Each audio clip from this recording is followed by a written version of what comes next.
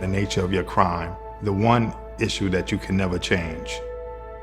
Don't matter if you look at this crime 10 years, 20 years, 100 years from now, it's going to be the same. It's going to be ugly. It's going to be the same. For the interview, it's impersonal. They sit you in a room, there's a big television in front of you, 3 commissioners sitting there, and you're talking to a television. And each time, right out the gate, we had a discussion about the instant offense. Tell me, how do you take the life of somebody who was always there for you? Make me understand how it was just so easy for you to end her life. My jaw dropped.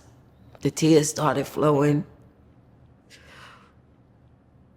I couldn't get control of myself. I couldn't answer his question because I was so overwrought with guilt.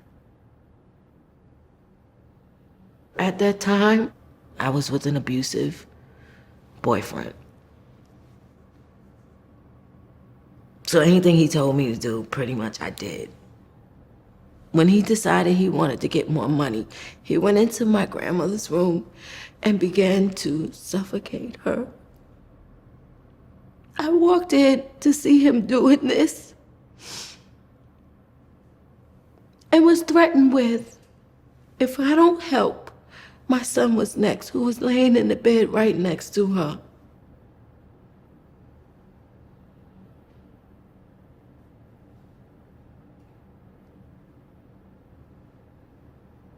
I spent most of my time crying. I didn't feel comfortable talking to them, you know?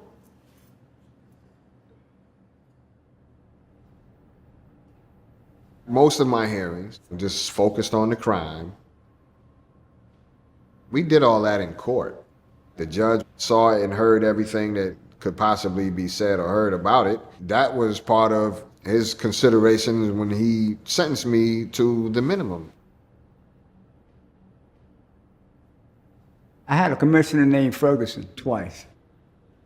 He's a former prosecutor. And he would conduct the hearing like he's interrogating somebody. This guy's doing your hearing. That's very disturbing. You've come to prison because you were not acting like a human being on the outside. Now you're inside. We want you to act like a human being. Ferguson was a pit bull. He told you straight up that he didn't like you. He didn't like what you were in jail for. And if he was straight to the point. You have some individuals who are very cunning, who can sit there and BS you for 10 minutes, for 20 minutes, and tell you everything you want to hear.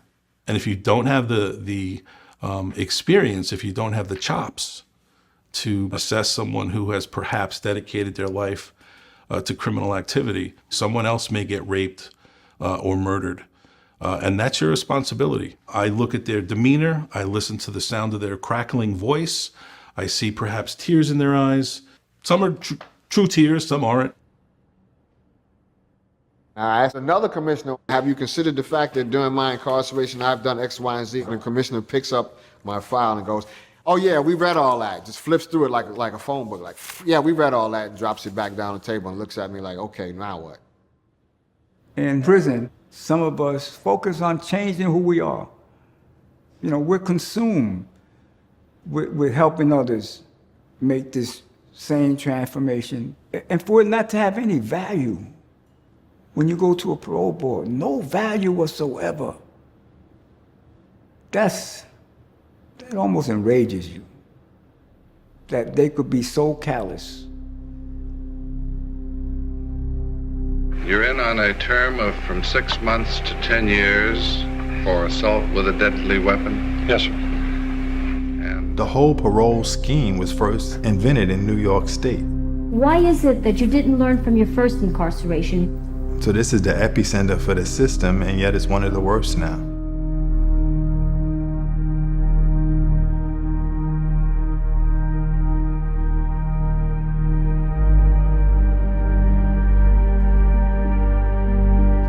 I remember a time that parole was a fair system back in the 80s, but somewhere along the line it got into the punishment era. Good to see you. Nice to see you. Want to shake things up here. How are you? George Pataki practically rode into office on the backs of guys like me. I will be putting before the legislature measures to eliminate parole for violent felons. Violent felons belong in jail. They just started like blatantly just across the board denying parole for guys like myself.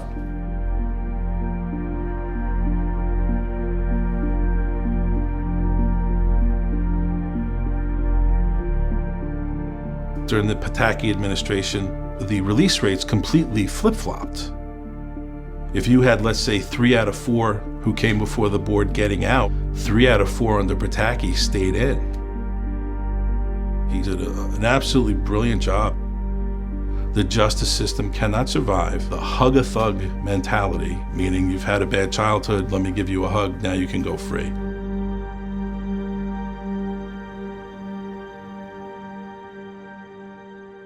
My kids, they just didn't think I was ever going to see me out. Seeing me in prison was it. There were times when I thought that I was never going to get released.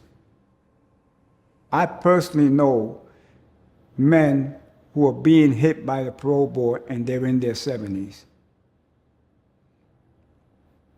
If you've been in prison for 20, 30 years, people are not a high risk to commit murder again or to commit arson again. The research is so clear on this and has been for years.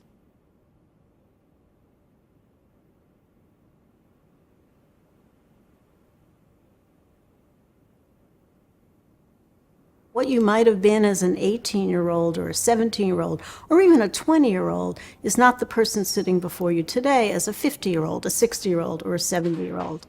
And we are running geriatric institutions in America right now because we're not releasing people. So people might say, oh, you know, you have to let them out, you have to let them out. That's the only thing that matters. No, it's not. I have members of the public who feel that the component of retribution has not been satisfied. All I could think about was being able to see my son, my grandchildren, at least live some semblance of a life, because I grew up in prison.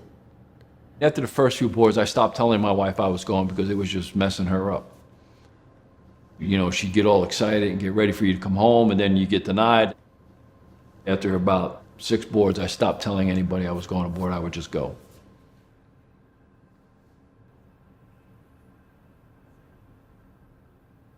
When you open up regularly and you're denied, it's kind of bulky because there's an appeal paper in there as well. So when I picked it up, I said, this is light. This is not bulky. I'm looking in the envelope, I'm trying to feel around, make sure, well, is this real? There's no appeal? There's no appeal papers, no appeal papers? I'm looking, it says, parole granted. But when I went to go look at my name, I couldn't read it. I was so in disbelief that this could not be happening to me. I have been waiting for this for so long that I had to go ask somebody else. Just do me a favor. Tell me whose name is on this piece of paper. Was this real? Was it real? I felt such a rush come through my body, like all the oxygen left my feet. In the end, I appeared at 10 parole hearings. I ended up doing like double the minimum sentence. My eligible release date was 1996, and I was released in 2018. I had just turned 28 when I was arrested. And when I was released, I was 66 years old. Why do you think you were eventually released? I think the determining factor for me being released was the fact that a new commissioner was the lead interviewer in my case.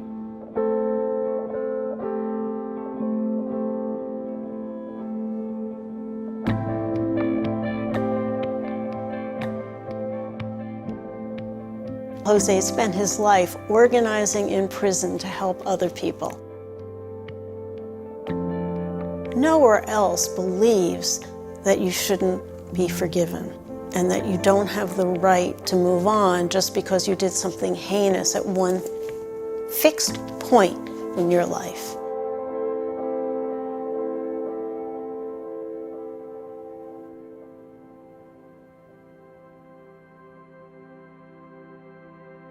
I left a lot of good men in prison, and some passed away. So, this is personal for me.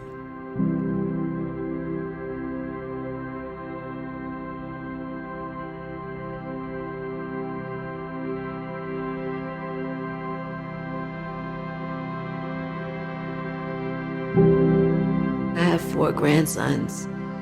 My biggest thing is that when I see them, I hug them for a really, really long time. And they get to the point where they're like, Grandma, Grandma. I'm like, okay, wait a minute. I think the best part of being out is I get to be me boldly. Because before you be you too boldly, even if it's positive, there's a possibility you can get locked up. I think the best part of probably being released, you're not telling people, not telling you to lock in, lock out, not telling you when you could eat, when you could sleep. Most people don't even know I was incarcerated. Unless you tell them, they don't know you're incarcerated. They treat you like a regular person. So, I act like I always wanted to be. I'm the person I always wanted to be. I'm only better, and I'm getting better every day.